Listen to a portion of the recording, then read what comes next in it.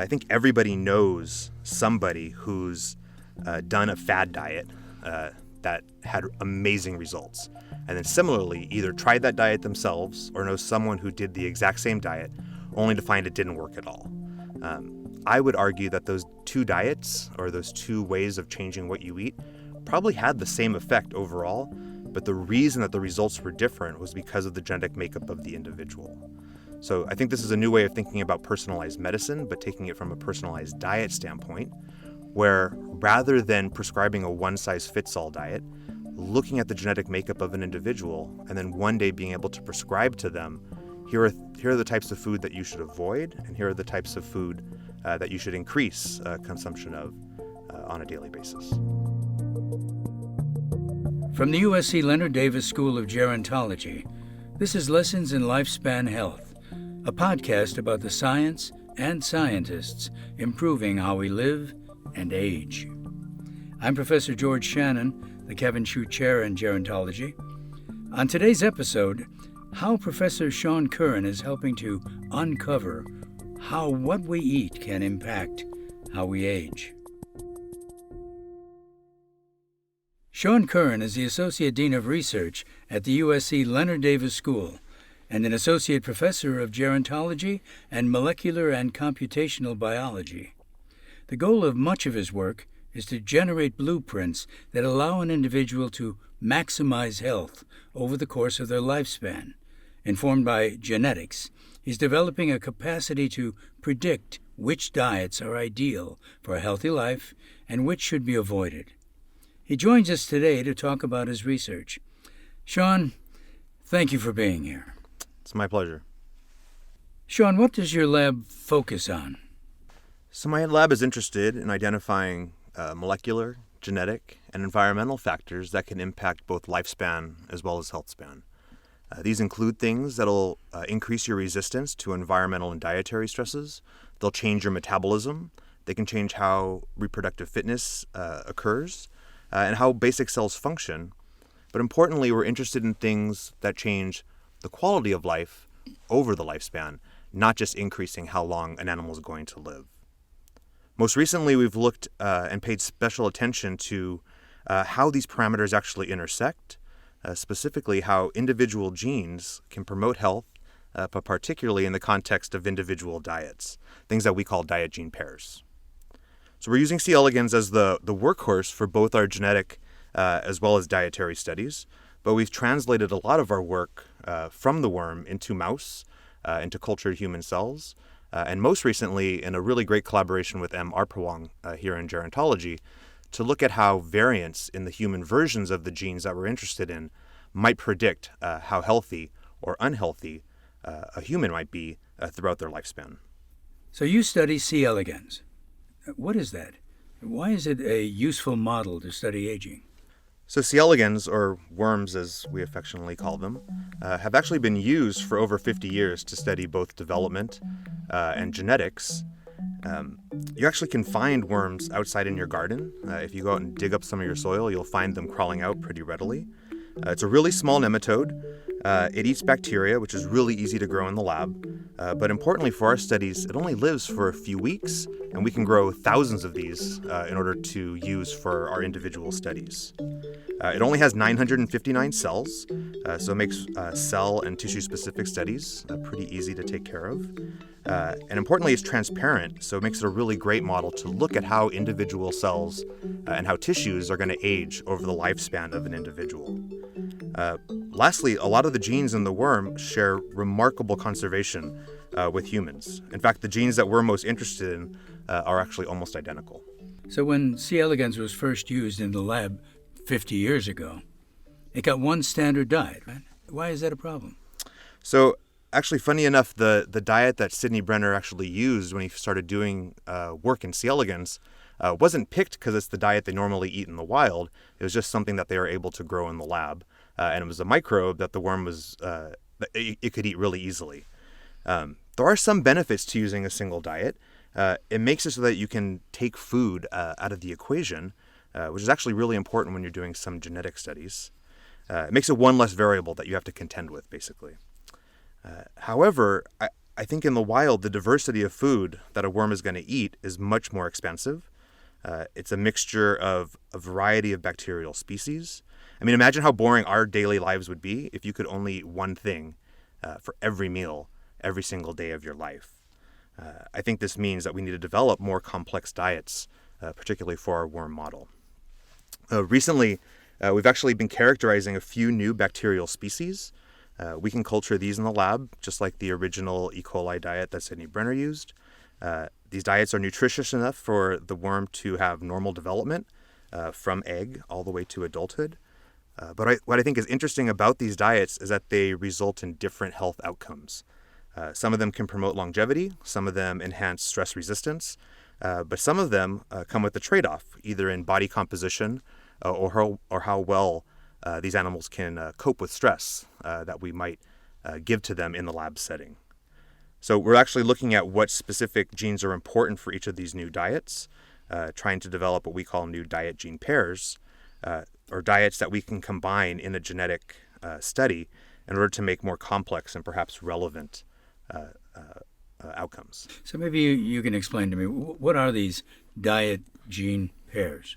So I don't think anyone would argue that both diets and genetics play important roles in how our cells metabolize things and how healthy we are and how long we're going to live. But in the past, the studies that have been done usually look at one specific mutation and in the context of one individual diet. So these are all traditional classical genetic studies. But what we found is that diet has a much more powerful role over the lifespan than we originally thought. We've actually found conditions where diet can be used to mask a genetic mutation. So in one early study that we performed, we identified a genetic mutant.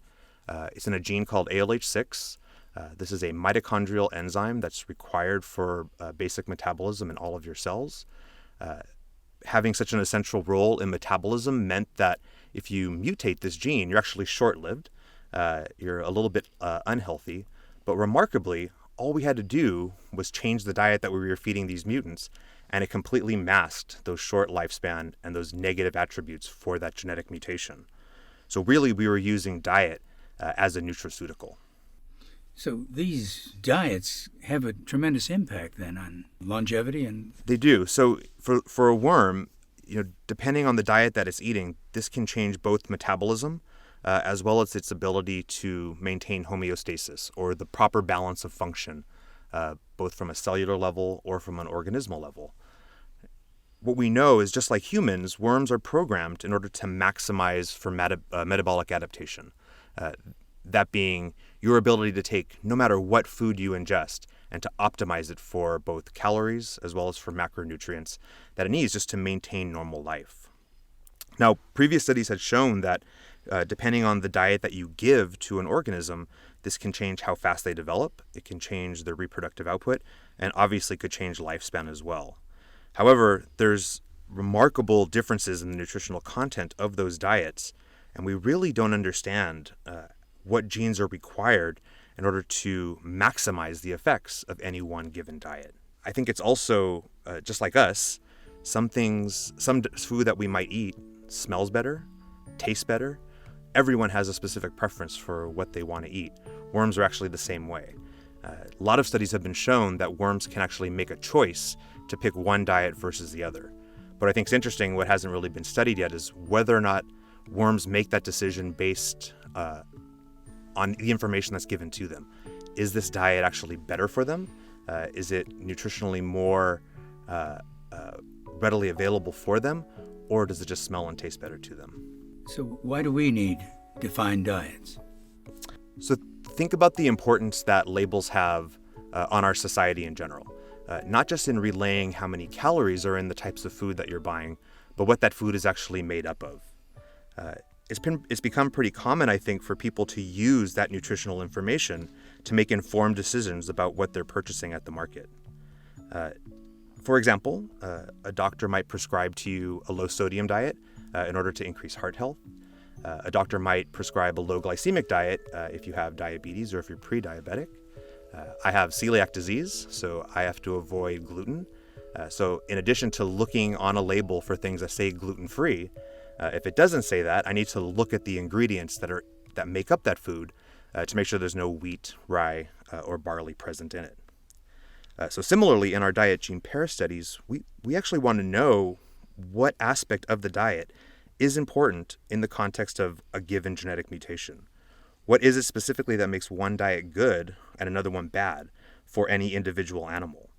If we can identify a macronutrient, a fat or a protein or a specific carbohydrate, or even a micronutrient, then I think we might be able to start thinking about studies using that small molecule as a nutraceutical, something that in the context, knowing that there's a genetic mutation, either giving or denying that small molecule in order to increase the health span of that individual. So how has the lack of defined diets impacted past lifespan health studies? So I would argue food is probably one of the most variable aspects of any individual's life, compounded across differences in food that you may eat over the lifespan. Food and diet is integrated into our society in multiple levels. It's deeply rooted in what your personal tastes are. It's rooted in what your economic status is, what you have the availability to actually purchase in the market, as well as cultural and family influences as well. So because of this, I think a lot of the research early on focused on changing sort of large factors in diet, particularly studies that either changed the amount of food that you were going to eat or when you were given access to the food. However, the reproducibility of those early studies, I think, has recently come into question. There are two multi-decade-long studies that have been done in non-human primates where they simply limited the amount of food that was given to animals and compared it to animals that were able to eat as much as they wanted. In one of those studies, there was an increase in lifespan just by decreasing the amount of food that animal ate. In a second study, though, those results weren't quite as reproducible. And on their face, that actually caused a controversy amongst the field as to whether limiting the amount of food that you eat is a viable way to increase both health and lifespan. But if we actually look back at what the differences between those studies were, just basic macronutrient composition of those diets was markedly different. One had more carbohydrates than the other. The second, the sources of protein in that diet came from vastly different sources as well. And so I think this sort of is another example of maybe thinking about the relationship between an individual and diet needs to be reinvestigated or at least re-looked at. Is it really the amount of food that you're eating that's important? Or is it the genetic makeup of that individual and their ability to use that diet, which is the question that we should be looking at. I think about this a little bit differently sometimes because I think everybody knows somebody who's done a fad diet that had amazing results. And then similarly, either tried that diet themselves or knows someone who did the exact same diet only to find it didn't work at all. I would argue that those two diets or those two ways of changing what you eat probably had the same effect overall, but the reason that the results were different was because of the genetic makeup of the individual. So I think this is a new way of thinking about personalized medicine, but taking it from a personalized diet standpoint, where rather than prescribing a one-size-fits-all diet, looking at the genetic makeup of an individual and then one day being able to prescribe to them, here are the types of food that you should avoid, and here are the types of food that you should increase consumption of on a daily basis. So C. elegans normally eat microbes. Does this have anything to do with our gut bacteria? So the human microbiome is far more complex than that found in C. elegans. C. elegans are also unique in the fact that they eat microbes as their major source of food. That said, I think that the gut microbiome contributes a lot to the way that we both handle the diets that we're exposed to on a daily basis and also how we absorb the nutrients that we're going to eat. Despite its simplicity, I think that worms are actually a great model for looking at how microbes interact with the host. In fact, one of our most recent studies, one of these diet gene pair studies that I was talking about, looked at how that standard E. coli diet interacted with a specific mutation in a gene called SKIN1. This mutation in SKIN1 actually also caused animals to live a shorter lifespan than they should, Their health span was also diminished when they were given the standard E. coli diet. But similar to the ALH study that I was telling you about earlier, if you put these animals on a different diet, they actually do just fine. So there was something specific about that standard E. coli OP50 diet that was causing them to have a shortened lifespan, but only if they had this single gene mutation. What we found is that these skin one animals perceived this normally benign diet as a pathogen. These animals were mounting a really sophisticated innate immune response to this normally benign diet. And so we asked ourselves, if we could stop these animals from turning on this pathway, could we restore a normal, healthy lifespan? And we did this multiple ways. So we did this genetically, which is harder to do in people, but worked just really well in the worm. But we could also do this pharmacologically, which I think is an interesting way to think about maybe using the worm model in order to tackle sort of a human condition. Because the human version of this gene that we were looking at is called NRF2 in people. NRF2 is a very well-established stress factor in all of your cells. Most notably, if you have activated NRF2, it can lead to increased incidence of cancer. It also diminishes your ability to use traditional chemotherapies and radiation treatments in order to treat that cancer. And so I think the next iteration of the studies that we're doing in translating what we've learned in the worm into our human studies is to take these ways to sort of focus the attention of this factor, skin1 in the worm or NRF2 in humans, keep the health promoting aspects of this gene, but sort of diminish or get rid of the disease promoting roles of this protein. So how do you envision us one day using information about diet gene pairs to better understand metabolism and improve health in humans? Right. So the diet gene pairs that we've identified in our model systems are actually evolutionarily well conserved.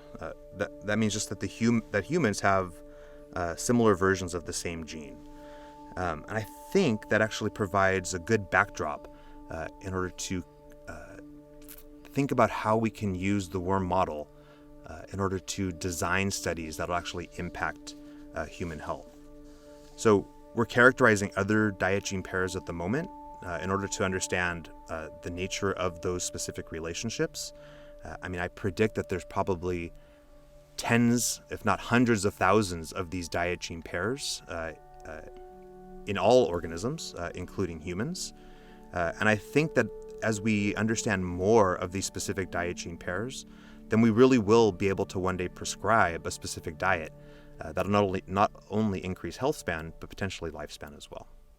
So I went on this keto diet. I lost 15 pounds in about 3 weeks. And then I had to do a presentation in New Orleans, which murdered my diet. The food in New Orleans is irresistible. And so I haven't been able to get back to that mindset where I was like devoted to not eating anything that wasn't on this diet.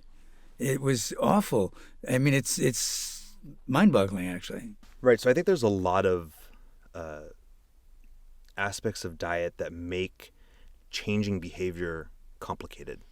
One, the thought of depriving yourself of something, whether you really want it or not, I think perhaps has a psychological effect on a lot of people.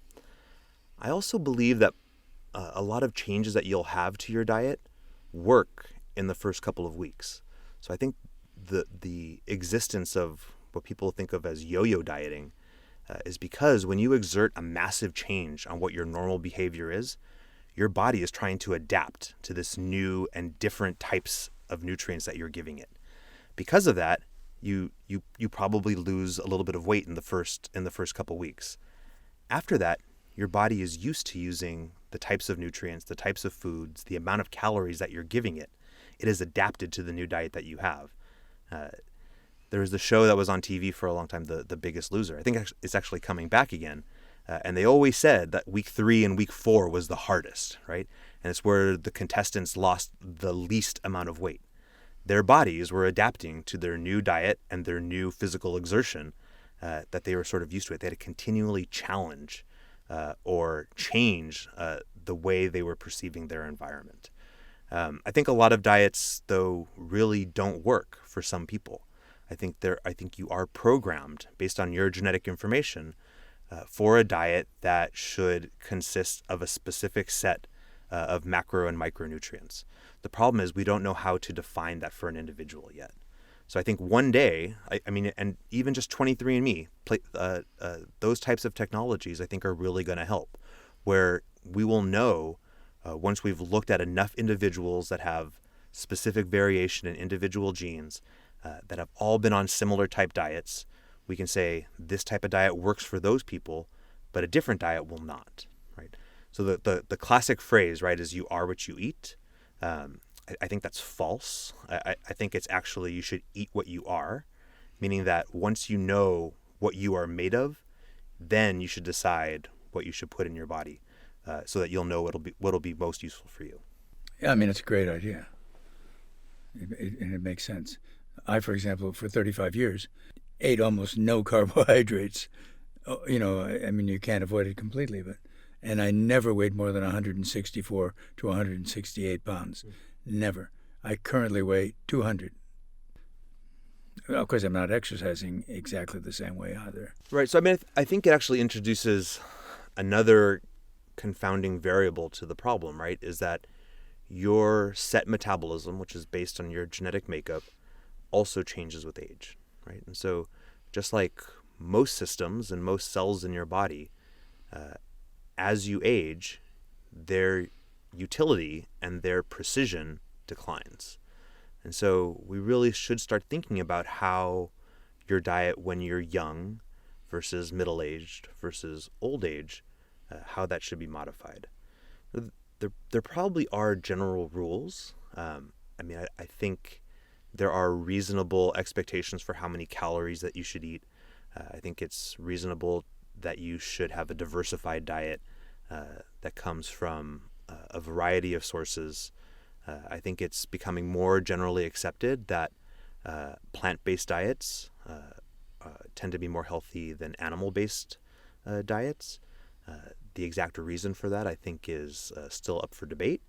And so I think those general rules probably won't change, but I believe that there are going to be individuals that can process carbohydrates better than others. There are individuals who will find that their ability to utilize and metabolize fats is going to be different than their neighbor. And because of that, I think it's dangerous to try to define one-size-fits-all diets. I just don't think that's going to work, and we're going to move towards more personalized versions of diets in the future. So this has been a very interesting discussion, and I, for one, have learned so much. That wraps up this lesson in Lifespan Health. Thanks, Sean. Really appreciate your input and the lessons that you've given us in the potential for individual diet plans. Thanks, George. It was my pleasure. I hope I can come back soon and give you some more details about what we've uncovered. Join us again, and please subscribe to our podcast at lifespanhealth.usc.edu.